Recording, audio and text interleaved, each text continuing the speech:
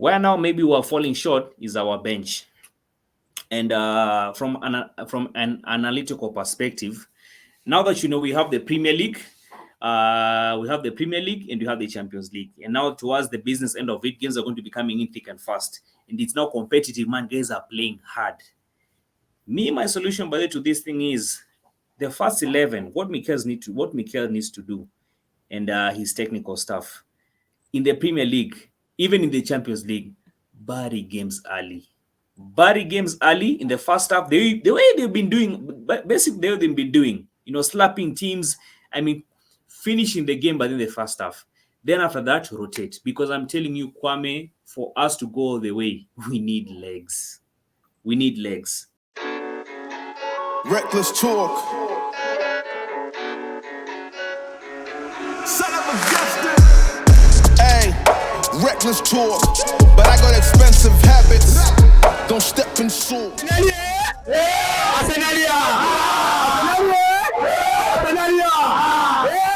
Hello, netizens. It's another day, another beautiful day. Arsenal has qualified for the final 8 of the Champions League. This is Kenya Gunners TV, and this is Kwame. We are back again. We want to recap the game. So, Don, what did you think of for Arsenal's performance in the UEFA Champions League versus Porto? First things first. You see this? You see what I'm drinking here? This is actually FC Porto tears, specifically the coach. So first things first, tears, man. Premium tears. So the thing is this. Quite an exciting feeling. Really, really an exciting feeling. Looking at that game that we played versus FC Porto, to be honest, by their respect to FC Porto, man, those guys gave us a run for our money. That game we really didn't play. You see, it was such a contrast owing to the fact, we've been slapping teams left, right, center. We've been playing some champagne football. But then looking at that game, it kind of reminded me of the Brentford game that we played on Saturday. That was last week, Saturday. But part of me also, I mean, these guys are human beings. It's not like they're using diesel or fuel. Yes. Owing to the fact that, they played Brentford on Saturday in the Premier League, and the Brentford game was a really tough game. In fact, we scored the last. You remember Kai Havertz actually scored the winning goal in the last minute. Yes. So I think maybe that game had an effect on our style of play. Because even if you look at a player like Saka, we played with the handbrake because we had one eye on the Porto game, so we didn't go full blast. Yes. Because even if you look at a player like Saka, and just proves one thing by the Saka needs competition in that wing position. Saka needs competition. Because even if you look at that game, he was so off. He was just so lethargic. He didn't have legs. Even if looking at most players, even looking at Jorginho, looking at Trossard, despite the fact of Trossard scoring, man, Trossard was being bullied around on that wing side. In fact, can I pose a question? Can you pause there a little bit? Hold that thought. I just wanted to put something into context as you continue discussing Arsenal's performance in the Champions League game for Porto, and of course now I want you to describe what you feel about Arsenal's performance so far in the UEFA Champions League, what we can learn from Porto's performance, and what we can carry to the next phase of the final 8, right? Mm-hmm, so now my point is this. I just want you to put this into account as you continue with the points about Trossard, and so I don't want you to forget what you were saying. Okay. So my assessment is this: Arteta doesn't trust a lot of the bench. The ones Jesus and Tomiyasu have just come from injury. So we had the famous striker, was it Nketiah, Reece Nelson. We had Cedric, a bunch of people who Arteta doesn't trust. So that means during the Brentford game, we were supposed to kill off the game in the first half so that he can sub and allow the Nelsons to have a run. So that now we can rest for the Porto game. But now, amazingly, because remember, Porto, we played on Saturday. Porto played on Friday. So Porto had more resting time, right? Than us. And we were playing on Tuesday. So we played on Saturday. We only rested on Sunday. and we had the same players that played on Saturday are the same players that played on Tuesday. Yeah, that's why Saka was super tired, because Porto game the Brentford and the Porto game were very physically draining. Now, now continue with your discussion in terms of putting that into account, so that we don't just smash them. Yeah, because they actually did so well, playing high pace, going extra time with the same almost the same 11. I think he just made a few substitutions towards the end. Yeah. But the same team played on Saturday, the same team played on Tuesday. Yeah, so 100%. Just what did you pick from that? Yeah. And then of course Martinelli injury. Yeah. I was actually even getting to that. So like, despite the fact of actually me smashing these guys that they didn't have legs, they looked lethargic and whatnot, but the lesson that I picked for that FC Porto game is if you want to go all the way, especially now that we're now towards the end of the Champions League, the Premier League, games are good. The business end of things. The business end of it. Games are going to be coming thick and fast. And at that time, I'm telling you, everybody's competitive. Everybody's competitive. So at that point, what basically we need, by the way, I don't think it's a solution that is going to be sorted now, but I think now next season, moving to the next season, we need a solid bench. Because if you look at that bench was so whack. You saw what happened, but in the extra time, who came in? Zinchenko. Yeah. You saw the mistakes Zinchenko made in the extra time. Yeah. Nketiah. But he's also lacking much fitness. He's also lacking much fitness. He's lacking much fitness. Same to Nketiah. So that bench is something that needs to be. It's a bench that is capable of winning the Premier League, even the Champions League, but it's an ish kind of bench. It's an ish kind of bench. Mm-hmm. So that bench is something that needs to be looked into. But, well, despite the fact of we're not playing a very good game in that game, we won. And we're now in the Champions League. We actually, we can just see it. We can see the Champions League. We're just like, you see, it's how many levels? 3 levels. 3 levels away. 3 levels away, yes. 3 levels away from winning the Champions League. We're in the quarterfinals. So yes, quarters, semis, finals. So we can see Canaan. We can see the promised land. We can now see Canaan. So, man, looking at that game, the penalties, and it just goes to show you one thing, that Mikel is a very... The detail of preparation. The detail of preparation, but Mikel is a very tactical coach. In fact, when we were going for that game, I knew that, but we are now going to the penalties, we're going to lose this game. Gone. I didn't know that Mikel had prepared these guys when it comes to penalty. The penalty takers were so good. Even Raya, who knew that Raya... Can I tell you something funny?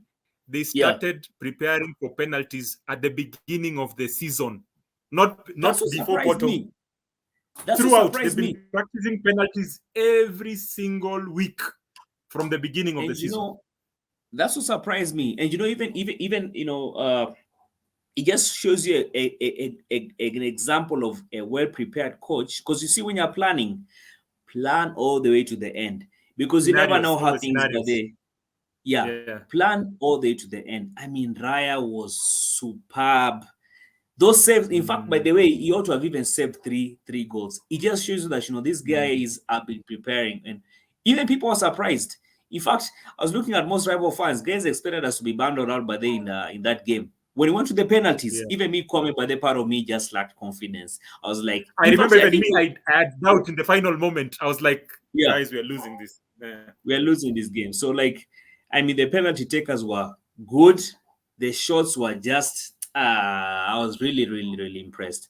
And so, what are your... If you're an analyst and you want to encourage the Arsenal... the Arsenal team or Arteta's team, based off what you've seen so far, right? Yeah. What are the lessons you've picked since the season began in terms of what Arsenal can do moving forward? Because now we are fighting on 2 fronts. We are top of the league, so we are fighting for the we're fighting for the Champions League, we're fighting for the Premier League, and the games are coming thick and fast, and we don't know which one to give priority. Remember, we have a very good first 11, but a very shaky. Not so good, shaky second 11, right? Right.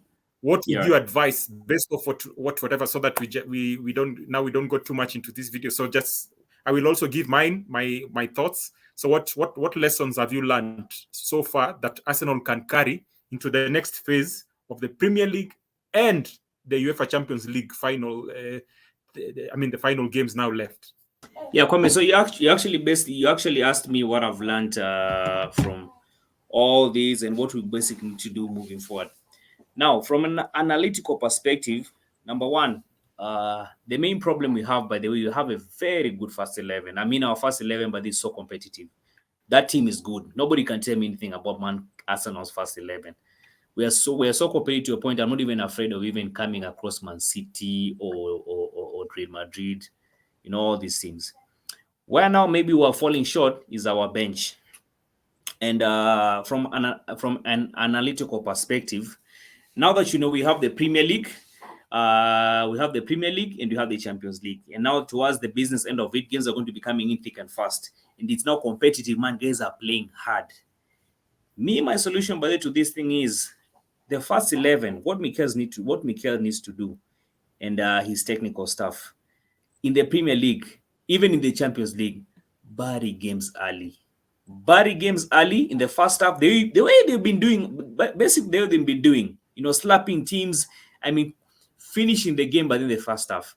Then after that, rotate. Because I'm telling you, Kwame, for us to go all the way, we need legs. Legs is exactly what we are lacking by there right now. The first 11 is good, but hey, man. Now, the other thing also, when I say rotate, basically, when I say rotate is, they're key players. They're players like, Gabriel, players like Saliba. Those are Range Rovers, man. Those are guys who can play, yani. They can play all day and not get tired. But you see, there's some players like Saka, there are players like Trossard, Jorginho. Rice. Those are Rice. Even Rice, but the Rice can go all the way. Rice is a tractor, those are hardcore players, Ben White. Yeah, but he needs a bit of support, because I feel that when he has support from the back, then he can. You remember when you've been playing him as a number 8? Yeah. He has increased his goal tally, because now he's been allowed to play a bit forward when Jonino is controlling things from behind, right? So he's very good at stopping the attacks from the front, because he's very good at ball winning. Yeah. And so he just keeps the pressure on top when he's on top there. So long as he's feeling safe behind. The reason why Arteta puts him at the back is when Arsenal gets tired. Most of the time, if you notice, when he plays as a number 6, he's always covering for the left back who goes to attack. He's covering and helping Saliba and Gabriel. Yeah, he's always falling back. Sometimes he plays as a center forward. You see, so sometimes so I think if we use him like that, because you find in the same game he's played like that. In the same game, he can also play forward, but he's just a human being. If we burn him out or we stretch him too much, we might lose him for a very important final. So imagine a final without Rice. He's the engine. And Partey right now, man, is so rusty. Partey is so rusty, but I cannot trust Partey. I'll maybe trust him after maybe. I stopped at your trail of thought. So just finish, then I will also contribute what I think. Yeah. Yes. So basically, I was talking about key players. Players who still don't have that capability of going all the way. A player like Saka. Saka, by the way, there are just those instances you'll just clearly see that this guy is just not into it. Even if you look at the FC Porto game, I don't know if Mikel is the one who told him to do that, but for some reason he was not pressing in that game. We've been used to him. We've been used to Trossard. Not Trossard. We've been used to Odegaard. We've been used to Kai Havertz and Bukayo Saka pressing. But this time I didn't see him pressing. He just looked so not to it. And I'll talk about Odegaard, man. Anyway, I may be losing, but let me just praise this guy. In fact, that FC Porto game, that's the guy who won us the game. He's the one who stepped up. Him and Rice are the ones who held the team. Most of the guys were out of it. They were tired. 100%. So those are basically my thoughts, man. Just try and see if you can, for the key players and players who basically don't have that ability of playing 2 games in a row. Man, just find a way of protecting them. Yeah, and just because our benches work. So we need to find a way of just trying to balance the whole thing. Yeah, I don't know. Just drop your thoughts. Let me know what you think. Let me give you my thoughts and then we wind up. Yeah, so right. First of all, I'm very happy that we have broken a curse, a 14-year curse of not going through the final, the quarterfinals. And remember, this curse was broken 14 years. I mean, the last time we were in the Champions League, I mean, at that stage was 14 years ago. So and we are always getting kicked out by the Bayerns and the Real Madrids and the Manus of that season. Thrashed. In fact, the last time, when you look at the head-to-head with Bayern, at that time, remember the team is very different right now. Very different personnel. Very completely different. 5-1. So I wanted to make a different point because you made some very strong points. So I want to try and make some very different points. So now I wanted to say in terms of the life lessons Arsenal as a team has learned that will equip us to win the Champions League and the Premier League. I'll start by saying losing the Premier League when you are 8 points ahead. That is a big, because they're kids. We are the second youngest team in the league. The last time we were kicked out by Man City, we were the youngest team in the league. So these are babies, these are kids. And so that losing it at the last minute, that was a mental block. Now, I'll give you several mental blocks very quickly that we have that we have able to overcome. Sorry, not succumbed. So we've been able to beat Man City twice. That was a mental block. Mm-hmm. We've beat them we've beat them for the Community Shield, and we've beat them at our home. So that's already a mental block. Liverpool, we drew in Liverpool and we beat them 3-1 at our home. That was a mental block. Man United, we always used to fight. They used to find a way to beat us. We've beaten them. That was a mental block, right? Right. Yeah. When we didn't qualify when we didn't qualify for the Champions League, when we just messed up and became number 5, and so we played the Europa. We've been kicked out of the Europa at the semis twice. Right. Yeah, and we've learned like what it takes to win the last when you're in the final leg, because the quality in the Europa is not so bad. Some of the teams that are very good have been relegated to Europa, and they're tough teams. So that was also another school for us in terms of a mental block. Like we've learned a 100%. Lot from being kicked out at that stage, right? Another thing that we've learned as a mental block, Arsenal has always been playing champagne football for the longest time. But any team that has played and gone to win the Champions League, even Mourinho said, the foundation is what? Defense. As we speak, Arsenal has the best defense statistically right now in the world, right now. The team that reduced Man City to only 2 chances the whole game, and Man City is one of the best teams in the world, is Arsenal. So our foundation, we've never had a problem with attack. In fact, I think the reason why we didn't win the Champions League when we reached the final last time was not because of our attack, was because of our defense. And I think that's the different thing that Arteta has done from Wenger. Wenger was so focused on the midfield and on nice, beautiful football, but the foundation was weak, the defense. Because when you find teams like Porto, teams like Atletico Madrid, or a well-drilled Real Madrid, they score, and then now they defend in numbers, and then they do counter-attack. We get frustrated, we lose. So the Kolasinacs and all that. So in terms of a mental block, we've dealt with that. Gabriel had many mistakes last season. Like he used, in big games, he used to like falter a little bit. Right now, he's rock solid. In fact, if the most improved in our backline, not that they were bad, is Gabriel. So yeah, what am I trying to say? The biggest part of Arsenal right now is, before even working on mistakes, on structures and all that, is the mentality. yeah, Right? They need to yeah. know that they fear no one now. That's They the beat thing. Barcelona. They beat Barcelona in the preseason. You know, they've been beating big teams, and they've been beating them with style, right? Yeah, So that's yeah, mentality. I'm done with mentality. Now the next thing is, we were playing badly before January, right? We were sort of right. like just scrapping Mm. through. We Yeah, went for yeah, Dubai. Arteta changed a few things. We're having too many touches in the final third, uh, struggling to score goals. Now we have simplified, reduced the number of passes, are scoring more. And why is that? Because Arsenal starts at 120 kilometers per hour.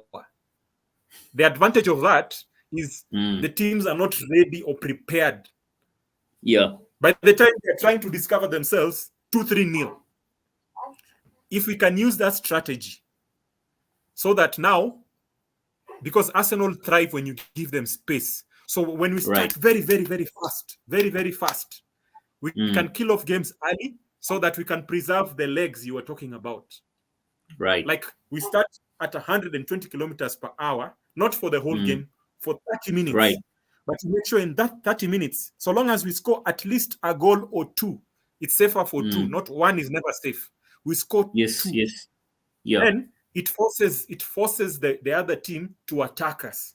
And when you try to And then they attack open up. Arsenal, that's the worst. That's the worst thing you're going to do right now. Yeah. Right. So Right. that means start with speed. Number 3,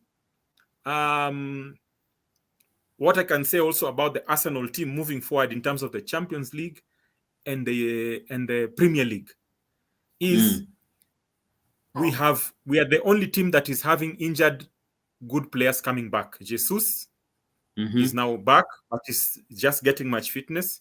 Partey and Timber. Those are my Yeah. 3 key players. If I was Mikel Arteta, I would make use of that and also what's his name, Martinelli. You could see Mm. during the Porto game that the reason why Saka got so tired is because we always alternate between Martinelli and Saka in terms of creating Mm. problems.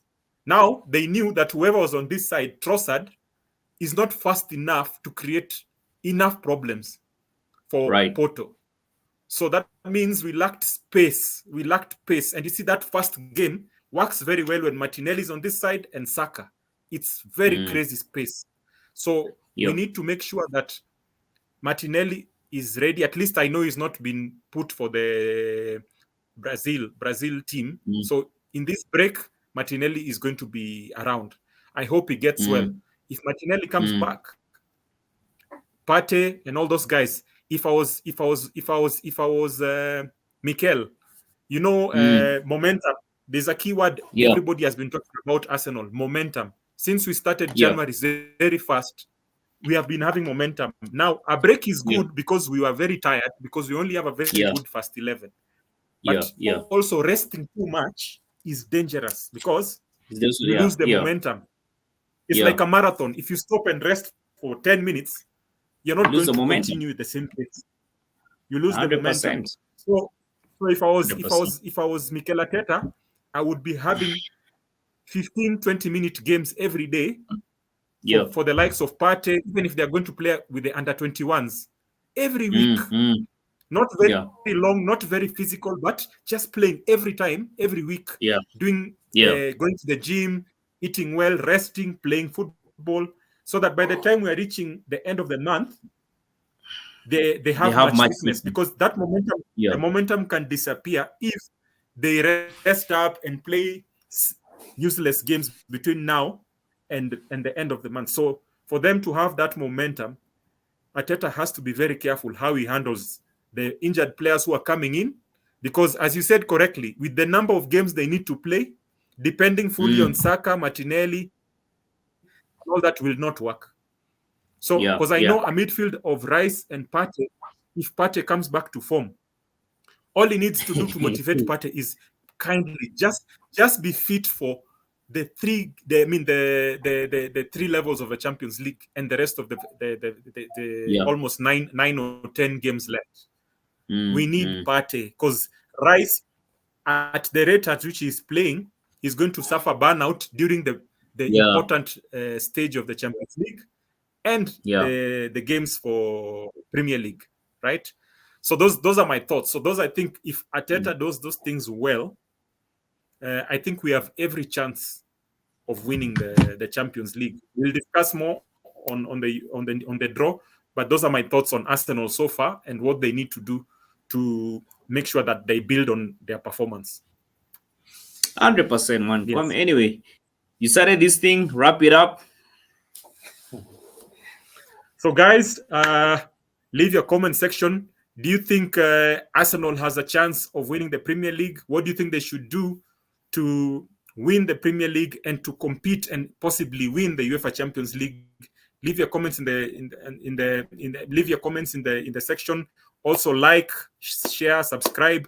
When you like our videos, the algorithm allows other people to see these videos. So until we meet again, have a good one. See you guys again.